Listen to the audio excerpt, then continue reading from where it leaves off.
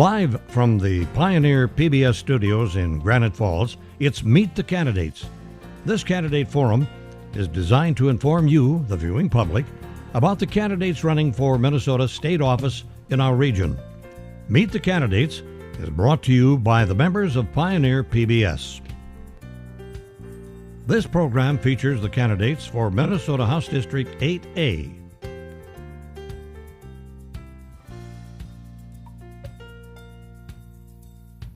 And now, your moderator for tonight's program, Mark Fokin.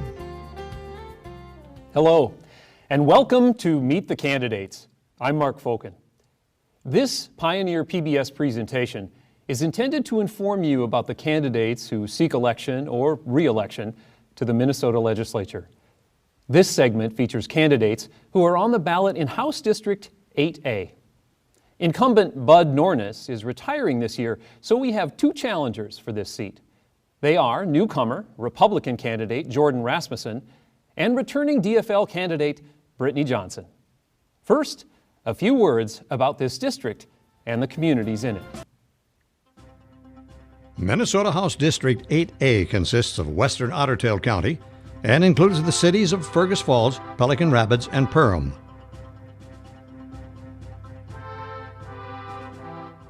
If you reside in this district, your questions will be given priority for all the candidates' answers. All Minnesotans, regardless of residency, are encouraged to join this conversation. Our intention is to let our viewers gain an understanding of legislative priorities. Please direct your questions via the methods listed on the bottom of the screen. Now, let's meet tonight's candidates. By a coin toss, the candidates have determined the order in which they will appear with their opening statement. We will start with Mr. Jordan Rasmussen of Fergus Falls. Thank you, Mark, and I want to thank Pioneer Public for hosting tonight's debate. I also want to thank my opponent, Brittany, for running and for putting your hat in the ring and for the exchange of ideas. I also want to thank all of the viewers, especially those in House District 8A. You're taking your responsibility as citizens very seriously and trying to get information about the candidates as you decide who your next state representative is going to be. As Mark mentioned, Bud Nornes is retiring after 24 years of service to our community. I'm honored to be endorsed by Bud Nornes, and I'm also honored to be the Republican Party's endorsed candidate. As the sixth generation of my family to live in Otter Tail County, I am immensely grateful to be a part of a community that still believes in the importance of hard work, integrity, faith, and family.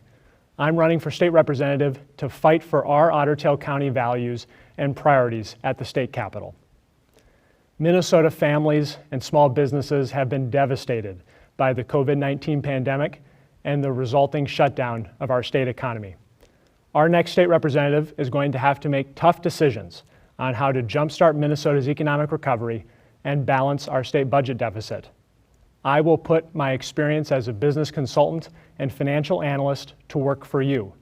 We must ensure that every tax dollar is spent wisely, and we must resist calls to increase Minnesota's taxes, already among the highest in the nation. Minnesotans also deserve to feel safe in their communities. I will oppose radical efforts to defund police departments. I will support the brave men and women who protect us in our community. I also know that this has been a challenging year for senior citizens. I will work to protect nursing homes from cuts and ensure they get the quality care they deserve. On these and other issues, education, transportation, I'm ready to lead. I'm Jordan Rasmussen, and I'm running for state representative, and I would be honored to have your vote. Thank you, Jordan. And now we'll hear from his opponent, DFL endorsed candidate Brittany Johnson of Underwood. Hi, everybody. I would also like to thank Pioneer PBS and my opponent Jordan for being here tonight. I'm really excited to have the chance to talk about some of our community's most pressing issues. So for those of you who don't know me, I live in Underwood, Minnesota. I attended the University of Minnesota, where I got my Bachelor of Science in Applied Plant Science and minors in Applied Economics and International Agriculture. My academic background is in how we efficiently and profitably can grow more food here in our communities and how our Minnesota agricultural system fits into our world agricultural system. After graduating, I got my first job at the East Otter Tail Soil and Water Conservation District, working as an irrigation technician. So there I worked to protect, Minnesota's groundwater, our drinking water, and crop yields. And most recently, I made the move to manufacturing. So now I work swing shift at a corn mill in Wahpeton, North Dakota. I have a good understanding of how value-added agricultural products are important to our economy and why manufacturing jobs in our community are so important. And lastly, I am a first-generation farmer. I have about a 40-acre farm where I raise 20 head of sheep for both meat and wool, and that has been a really good experience for learning what it means to work hard. Because I have experience in local government and in private business and on my own farm, I have a really good understanding of what works and what doesn't.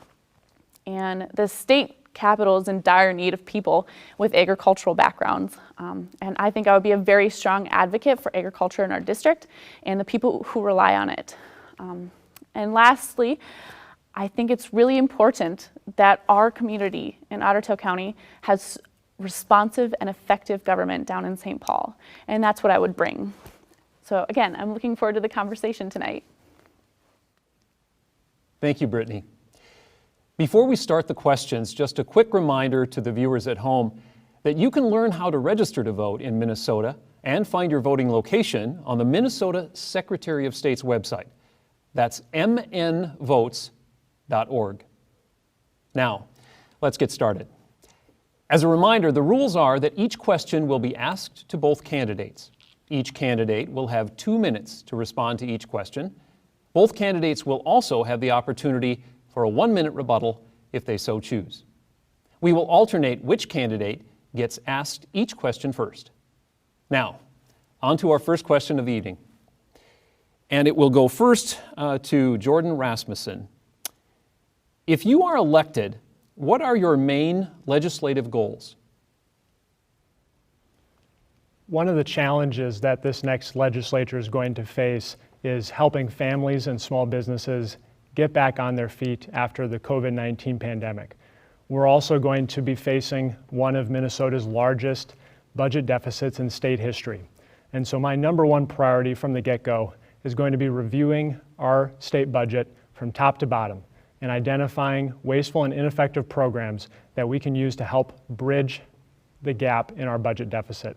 Unfortunately, the Democrats down in St. Paul and my opponent Brittany have already proposed tax increases that I think would slow our economic recovery and put undue pressure on the families and businesses who have already sacrificed so much as a part of this COVID-19 pandemic.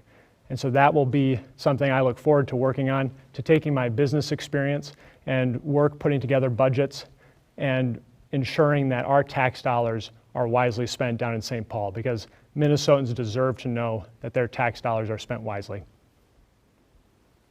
Thank you, Jordan. Brittany, the same question for you.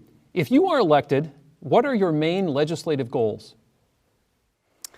So I also think that the budget deficit is going to be really important.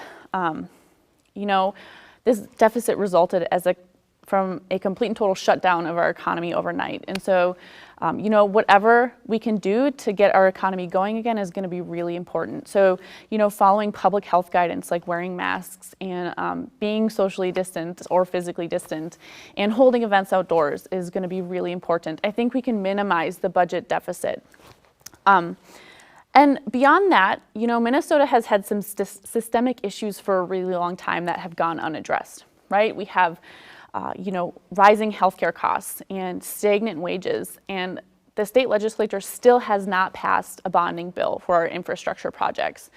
And so those are things that really need to be addressed, and we can't let those get lost in the weeds. I think it's incumbent upon all of us right now to check in with our neighbors and make sure that we're all doing our part to make sure that we get through this really tough time. Thank you, Brittany. And now we'll return to Jordan for a 1-minute rebuttal. I also wanted to add that in addition to solving our budget deficit, a few of the issues I've heard from members of the community is just making sure that we have safe communities. I'm honored to be endorsed by Minnesota's Police Association, and I look forward to working with law enforcement to ensure we have safe communities. In addition, I know from having a grandmother in the district that this has been a really difficult year for our aging loved ones, and making sure that our nursing homes and our healthcare workers have the resources they need is going to be critical over the coming months as we recover from COVID-19. Thank you, Jordan. And now we'll return to Brittany for a 1-minute rebuttal. Yeah, so I'd just like to point out that we are projected to have, depending on the numbers you look at, either a $2.4 billion deficit or a $4.7 to $5 billion deficit. Waste, fraud, and abuse is projected to be estimated to be about $500 million in that deficit. And so, you know, if Jordan's idea is to cut that, good, but we're still going to need to come up with $2 billion. And, you know, our direct support professionals, our CNAs, you know, the average pay for a CNA in Minnesota is around $15 an hour. And so we need to keep those, I would pressure my opponent here to make sure that those wages go up and not down in the middle of this pandemic. Thank you, Brittany. Our next question will go first to Brittany Johnson again. And it comes to us from a viewer in Fergus Falls, I should add. Given the large debt that the state of Minnesota has developed this year, how will you balance the budget? Yeah, so I already sort of touched on it. Most importantly, we need to get things going again safely, you know, in a way that assures the safety of our at-risk neighbors and keeps our businesses open. So there are things we can do to reduce the transmission of this disease. We've seen where outbreaks cause us to shut down again, and we can't have that. So again, things like wearing masks, being distant, physically distant from each other, and holding gatherings outdoors. I know that my opponent has had a lot of trouble with that lately, so I don't understand how serious he is about cutting this deficit when he can't even take his own personal responsibility to make sure that we don't have to shut down the economy again. Thank you, Brittany. And now, Jordan, the same question to you. Given the large debt that the state of Minnesota has developed this year, how will you balance the budget? Thank you, Mark. I just first off want to respond to Brittany's comment. You know, I take COVID very seriously. I follow the precautions that are put out in the guidelines, and I think it's important for individuals to take personal responsibility when it comes to COVID. The best way to stop the spread and to get people back to work is going to be reducing the number of cases that we have, not just in Otter Tail County, but across the state of Minnesota.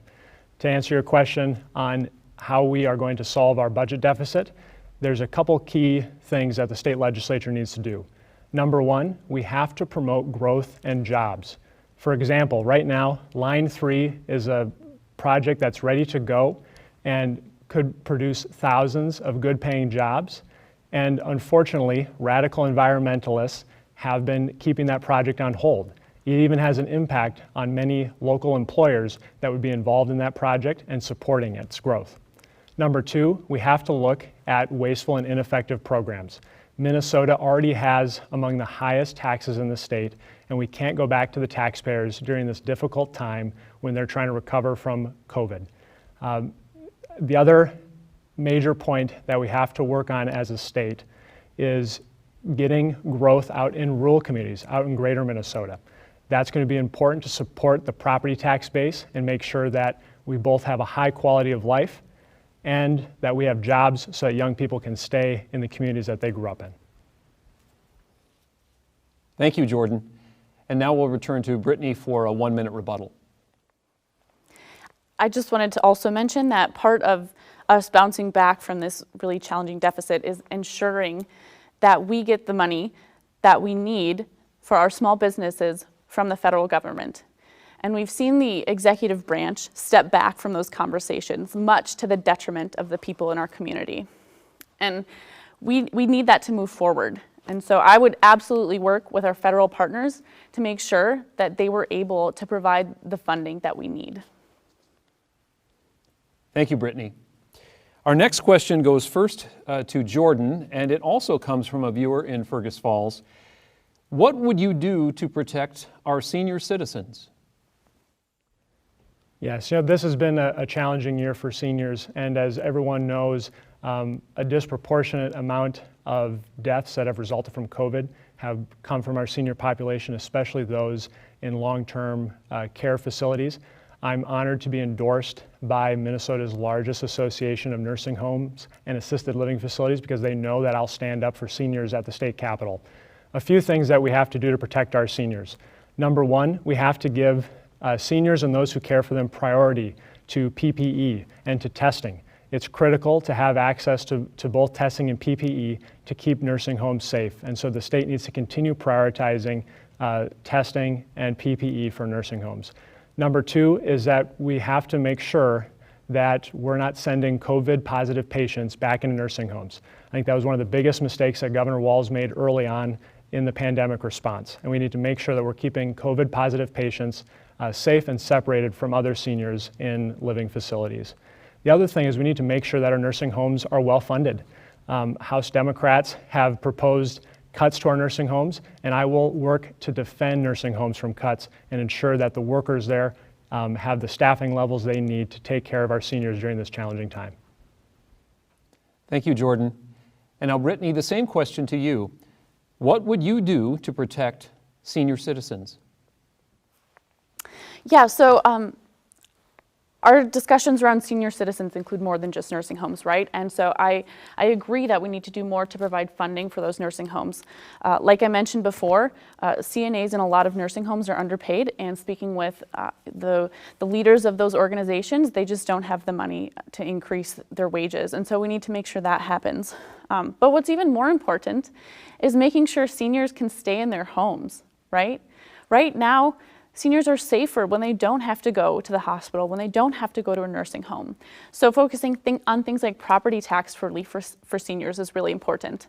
I also support eliminating the income tax in Minnesota on Social Security benefits, which could be paid for in a multitude of different ways, which I'd be happy to elaborate on. And lastly, we need to make sure that seniors can afford their prescription drug costs. Prescription drug costs have increased 292% since 2014, which is an incredible rate of inflation. And so as a state government, we have a role in preventing that type of explosive growth in prescription drug costs for our seniors. Thank you, Brittany. And now our next question goes first to you again. What is your plan to financially sustain the state's healthcare programs on which low-income, elderly, and disabled people rely, and still keep healthcare affordable for everyone else? Yeah, so that's a really great question. I think that healthcare is one of the biggest challenges of our times, and I actually think that this is one area in which me and my opponent agree.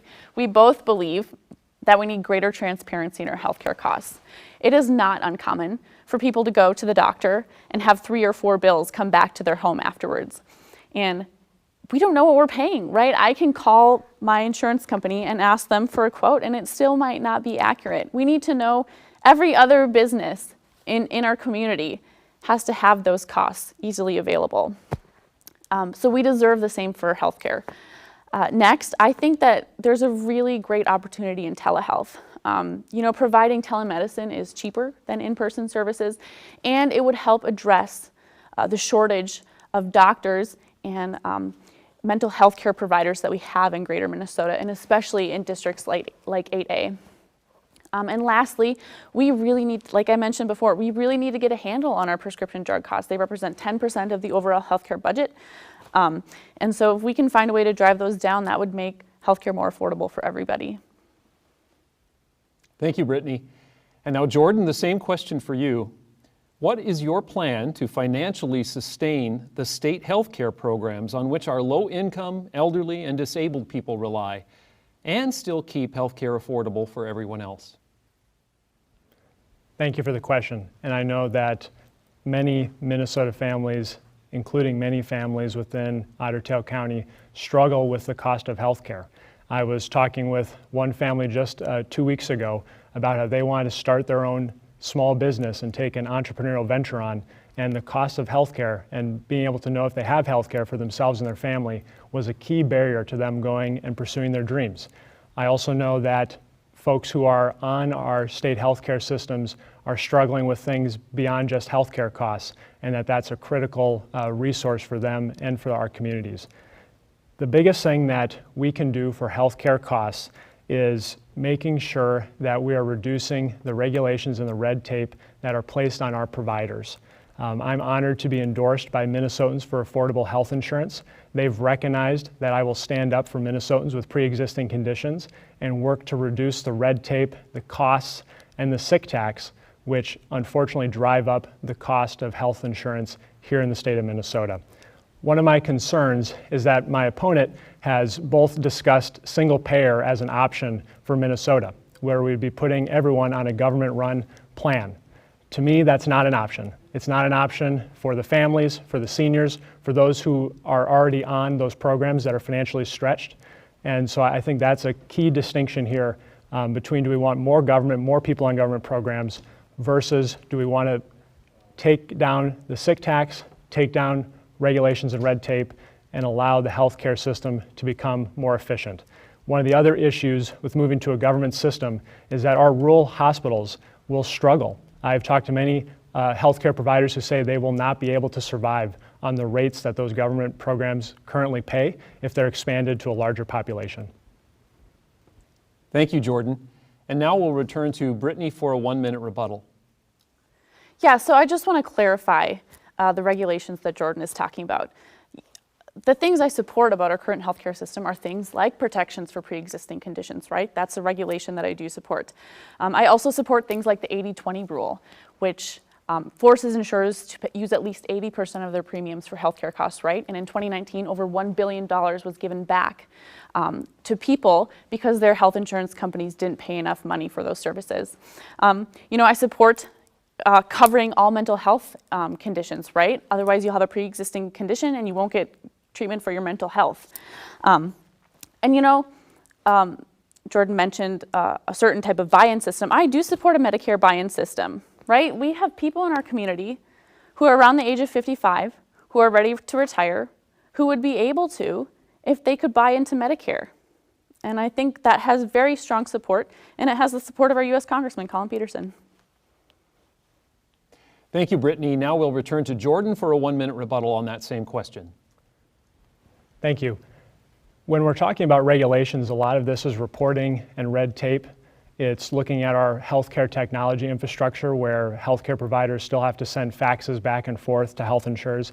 We need to look at streamlining. We also need to look at price transparency and making sure that patients have the power to know what procedures are going to cost, to know what their medicine is going to cost. Those are the regulations that I look forward to working on to make sure that health insurance and health care is more affordable here in Minnesota. In addition, Brittany has talked about the Medicare buy-in, and I worry about the impact that will have not just on our healthcare providers, but on those who already rely on those current systems. And the government, as we've unfortunately seen with the Department of Human Services, has not been very efficient at running these programs effectively. They leave people behind in the cracks, and expanding their authority and role in the healthcare system, I think, would be a mistake. Thank you, Jordan. Our next question will go first to Brittany, and it comes to us from a viewer in Earhart. What should we do to support law enforcement? Sure, and obviously I think the reason that we are both going to be getting this question is because we've had a really tumultuous summer, right? We saw George Floyd get murdered, and that was universally condemned, right? It was condemned by the chair of the Republican Party, Jennifer Carnahan. It was condemned by Republican congressman in the 8th District, Pete Stauber, who's a former law enforcement official. And of course, it was condemned by the people who are actually living in our district. I didn't talk to anybody who liked what they saw on that tape. So I think what's really important here is to support constitutional policing, right? So making sure that our police officers are the guardians of our Constitution, all amendments of our Constitution, right? And so we do have something called the 14th Amendment in the United States of America that guarantees every citizen of our country due process before they are deprived of life, liberty, or property. And that is the type of policing that I would support. I have a good relationship with the police officers in our community that I know. They can count on me to have conversations that move us forward and not conversations that pit us against each other, that I think so many are doing for their own political gain. Thank you, Brittany. And now, Jordan, the same question for you. What should we do to support law enforcement? I think first off, it's just important to state that Minnesotans deserve to feel safe in their communities. And I will oppose radical efforts to defund police departments. I think it flies in the face of common sense, and the people I talk to in Otter Tail County understand that. I will support law enforcement, and I'm honored to be endorsed by the Minnesota Police and Peace Officers Association. I'm backing law enforcement, and that's why they're backing me. I think, unfortunately, when I talk to local law enforcement, there's a couple of my opponents' policies when it comes to public safety that really concern them. Brittany has come out and said that she wants to eliminate cash bail and also eliminate penalties for failure to appear, which, from talking to local law enforcement, would make justice very difficult to seek for victims and would put more criminals on the street. And so I think it's incredibly important that when we look at public safety, supporting law enforcement, that we spend time talking to officers who do the difficult job every day, talking to citizens groups about their interactions with the police, and ensuring that we have a smart policy that leaves everyone safer at the end of the day. Thank you, Jordan. Now we'll return to Brittany for a 1-minute rebuttal. Could you just clarify for me where you said I said those things? Just. Yes, would be happy to. At a DFL candidate forum, Brittany, you said that you would like to see cash bail eliminated in addition to eliminating penalties for failure to appear. And those are the two levers that law enforcement and prosecutors have to ensure that people show up for their court date and that justice is served for both victims and the community. And so I was referring to the comments you made on that DFL forum. Yeah, just to clarify, I think there are a lot of ways that we can help people meet those goals. I'm not sure if Jordan's maybe referring to my support for the Veterans Restorative Justice Act, which I do support. I think that veterans who are going through a tough time because of their service should be allowed an alternative to jail time. I also support the drug court programs in our community that would help people who are working through an addiction in order to overcome that addiction and become contributing members to our society. Thank you, Brittany. Our next question will go first to Jordan, and it comes from a viewer in Otter Tail County. Most of the water in southwestern Minnesota is too polluted to swim or safely fish in. What specific policies do you support to protect our lakes in Otter Tail County? Our lakes are a wonderful resource in Otter Tail County. We have about 1,000 lakes. Growing up, my family's business is installing boat lifts and docks across Otter Tail County, and so I appreciate both the economic impact and quality of life impact having clean water has. One of the first things that we need to do when it comes to clean water is working with our agricultural community. I think too often radical environmentalists have pitted folks who care about water quality against farmers, and I'm honored to be endorsed by the Minnesota Farm Bureau because they understand, farmers understand that I'm going to work with them around issues of water quality. I also, as I said earlier, care a lot about the lakes. And I think we need to work with our state agencies. We need to work with lake associations to see if there are local projects that we can work on to improve not just water quality issues, but high water issues that too many people in Otter Tail County face that harm their property values. And so this is going to be a really important issue. I look forward to working with our state and local partners to fix water quality where it needs to be fixed. But I think it's also important that we keep the agricultural community front of mind and involved in all those conversations going forward. Thank you, Jordan. And now, Brittany, how would you respond to this viewer? Most of the water in southwestern Minnesota is too polluted to swim or safely fish in. What specific policies do you support to protect our lakes in Otter Tail County? Yeah, so obviously our lakes are so important.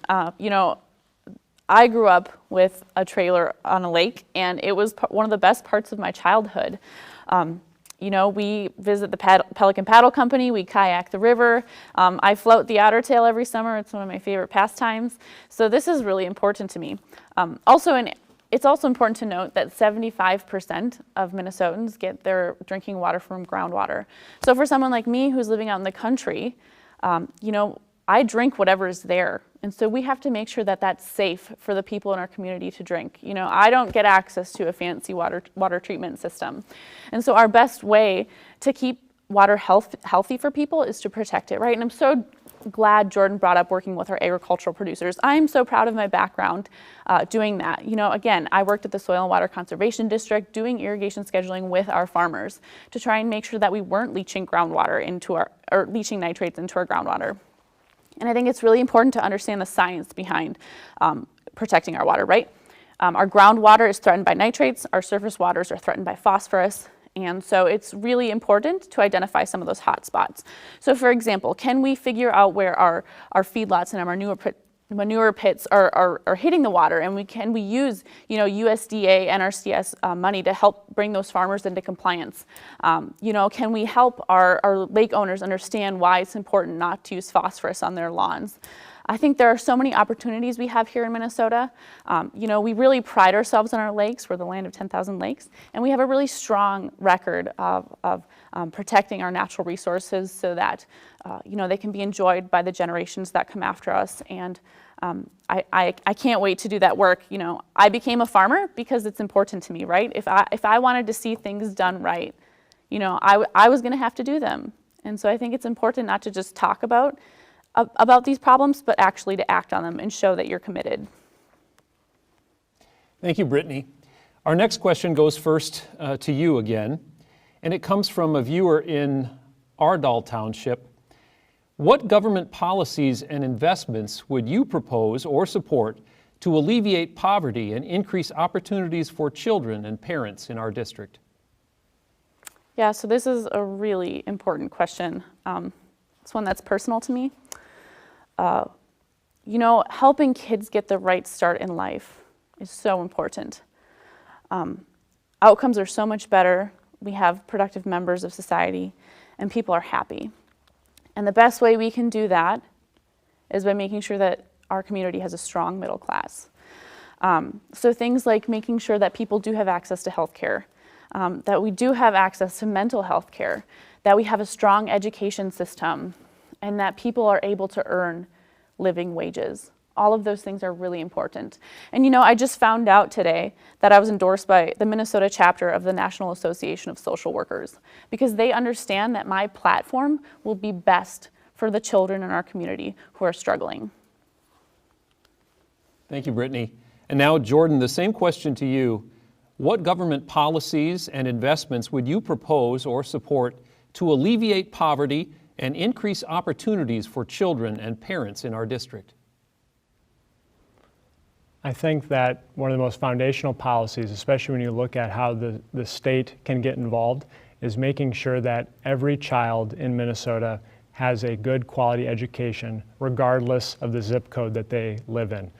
One of my priorities, if I'm elected, will be to work on reducing the unfair disparities that exist between schools down in Minneapolis and St. Paul and many of the rural schools out in Otter Tail County. I want to make sure that our schools have the resources they need for students to be successful and to be able to go pursue the opportunities of the future. I also think that investing in rural broadband is going to be important in the years to come. If anything, the COVID-19 pandemic has taught us, it's that broadband disparities have not only an impact on a child's ability to learn, but also on our citizens' ability to access jobs and good paying jobs through the internet. I will make sure that Otter Tail County is prioritized when it comes to broadband dollars so that we can grow our economy, provide more high-paying jobs to people who live there, and ensure that every child, no matter where they live, get a good quality education. Those are the levers to help alleviate poverty and provide opportunities for young people and people of all ages to improve the circumstances of their life. Thank you, Jordan. Now we'll return to Brittany for a 1-minute rebuttal.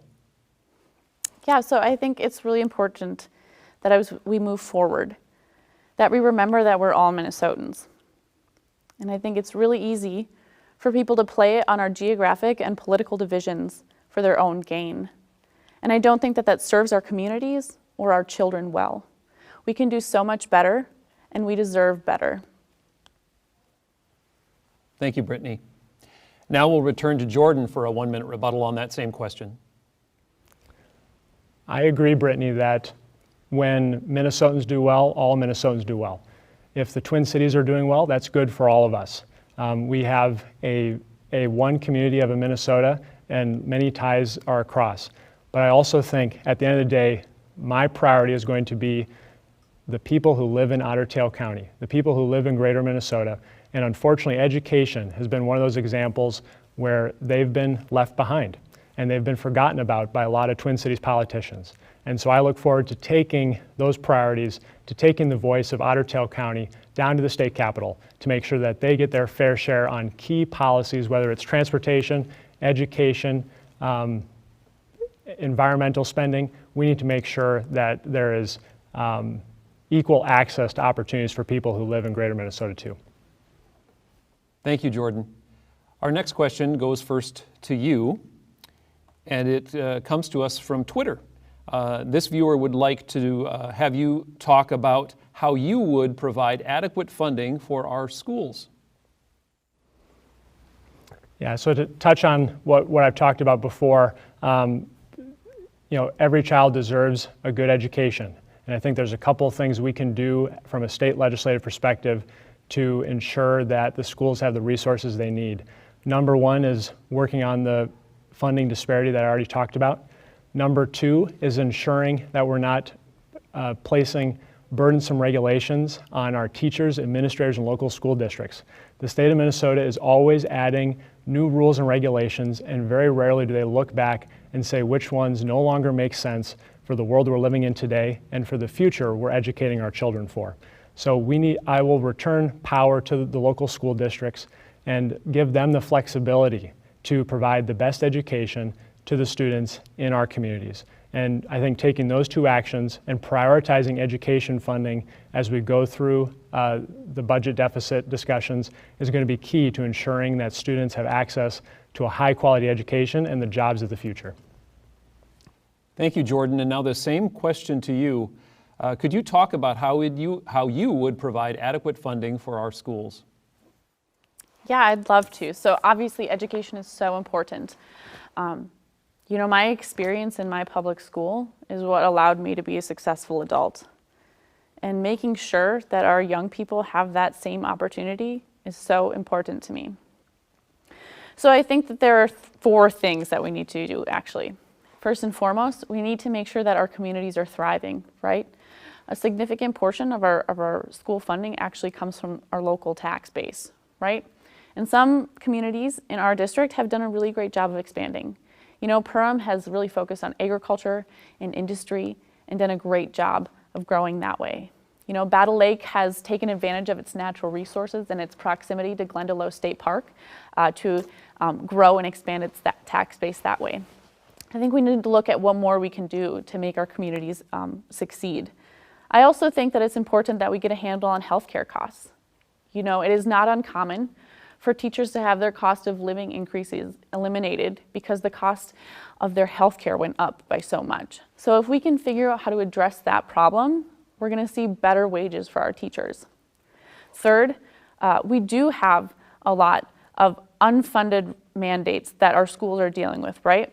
And so if we could get the federal government to finally make those funded mandates, that would be so important. That would free up $900 million in the state budget to go towards other education sources.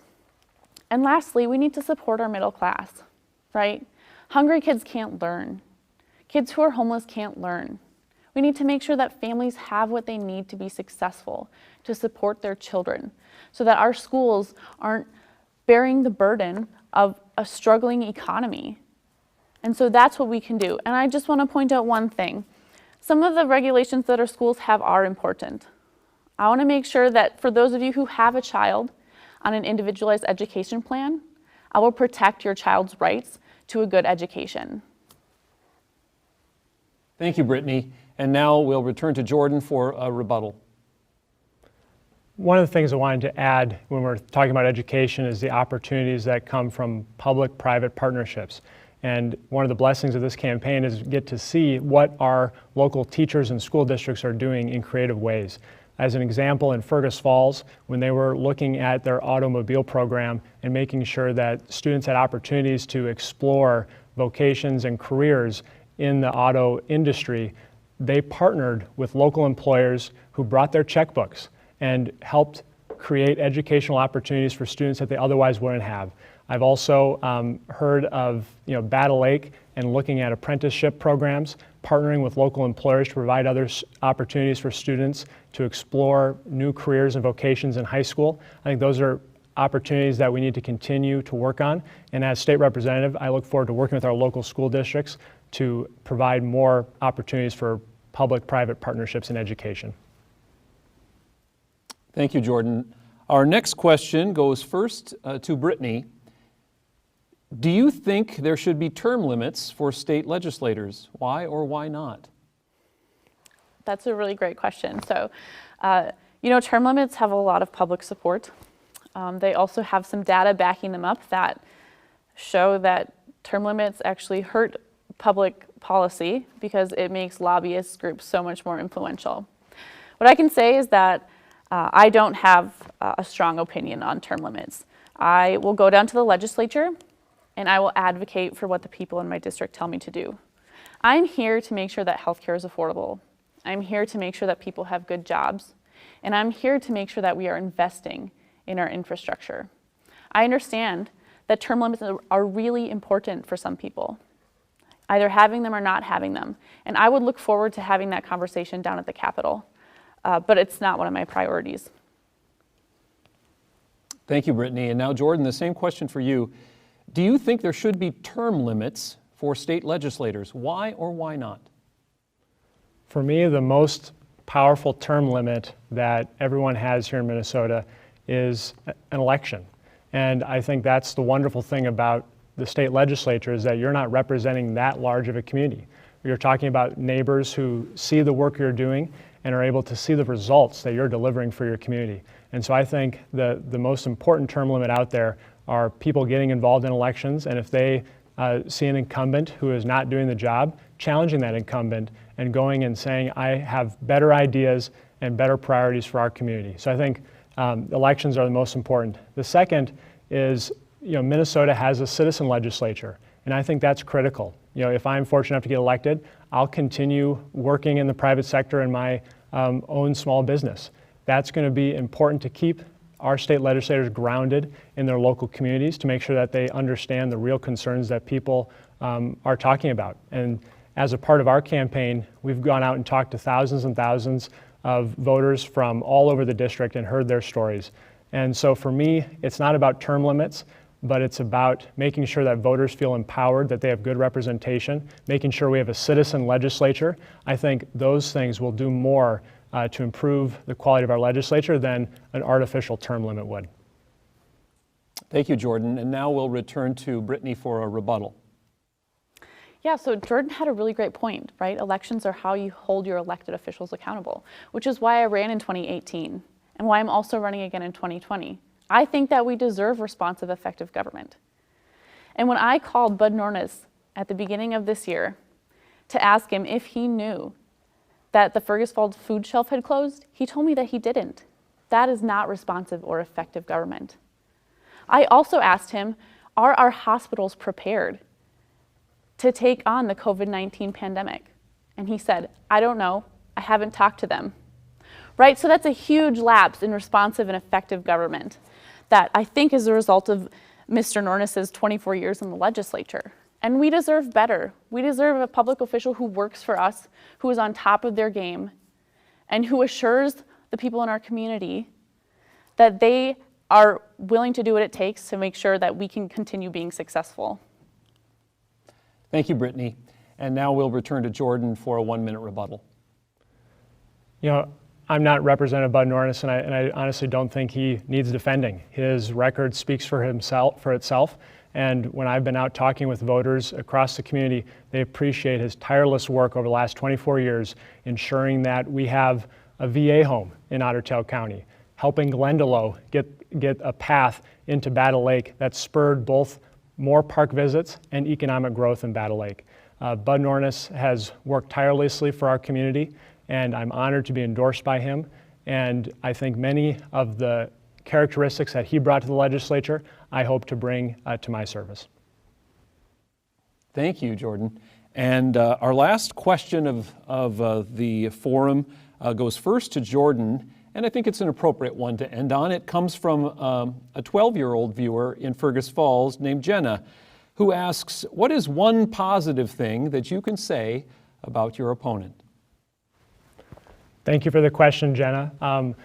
Over the course of the campaign, Brittany, I've very much appreciated your energy, especially around issues regarding agriculture, and getting to see you as a first-generation farmer and the struggles and opportunities that you've seen, I think is just great to show me some of the issues that have been going on in agriculture. And so I've really enjoyed getting to learn more about you as a part of this campaign, and I appreciate your energy for the issues and the good discussions that you always bring to our debates.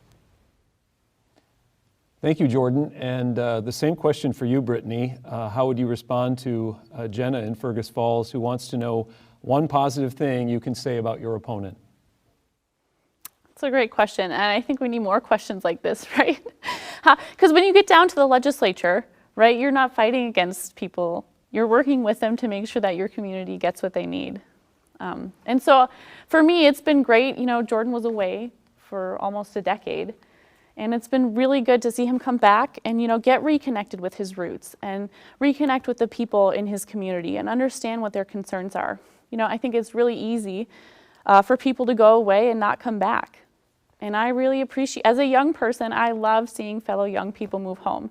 And Jordan's a really bright guy, and I think you're going to have a lot to offer our community. Thank you. As we conclude this debate, each candidate will offer a 2-minute closing statement. First, we will hear from Brittany Johnson, the DFL-endorsed candidate from Underwood. Yes, so this election is so important. I don't have to say that, right? We have a lot of things that are on the ballot this year. Protections for pre-existing conditions, prescription drug costs. Your minimum wage that's indexed to inflation is on the ballot this year. The bonding bill is on the ballot again because they can't seem to get it passed. The people of Otter Tail County deserve responsive and effective government. And I think that what we've seen through the pandemic is that we deserve better than what we've gotten. There are a lot of systemic issues that are one of the reasons why we're at today. We are at where we are at today. And my job as a state legislator would be to address those issues. So passing policies that support the middle class, making sure healthcare is affordable for the 95% of Minnesotans who have a health insurance plan, and investing in our infrastructure. I've lived these challenges. I understand these challenges, and I will fight for this community down in St. Paul. There are so many Americans who have fought to earn, expand, and protect the right to vote. I was honored to have the vote and the support of so many of you in 2018, and I would be honored to have your support again in 2020. So go out there, get your ballot, get your vote in, and let's have something to celebrate on November 4th. Thank you, Brittany. And now a closing statement from the GOP challenger, Jordan Rasmussen. I just had the privilege of getting married last month to my high school sweetheart, Emma. And we both grew up here in Otter Tail County and are excited to build our family here in Otter Tail County. 6 generations of my family have done just that in Otter Tail County. I know our values and priorities and look forward to fighting for them as your next state representative. COVID-19 has devastated Minnesota's families and businesses. Our next state representative is going to have to make tough decisions on how to jumpstart our economic recovery and also bridge our budget deficit. I'm honored to be endorsed by the Minnesota Chamber of Commerce and the Minnesota Farm Bureau. Farmers and business owners trust that I will have the judgment and experience to get our economy on the right track and to make sure that we have a bright future. I also know that Minnesotans deserve to feel safe in their communities. That's why I'm honored to be endorsed by Minnesota's largest law enforcement organization. I will stand with the brave men and women who work hard to defend us and keep us safe. I also think our aging loved ones have gone through a really challenging year, and I'm honored to be endorsed by Care Providers, which is one of the largest associations for nursing homes and assisted living facilities here in Minnesota. I will have seniors back through COVID and after. On these and other issues, education, transportation, agriculture, I'm ready to lead.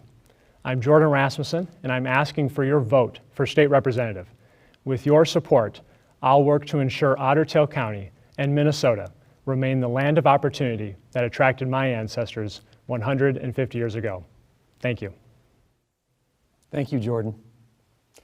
That concludes our program. Thanks to both candidates for joining us, and special thanks to our viewers who sent along their questions. To watch this and other Meet the Candidates episodes, past or present, visit video.pioneer.org or use the free PBS video app. Just choose Pioneer PBS as your local station. Thank you for joining us on Meet the Candidates.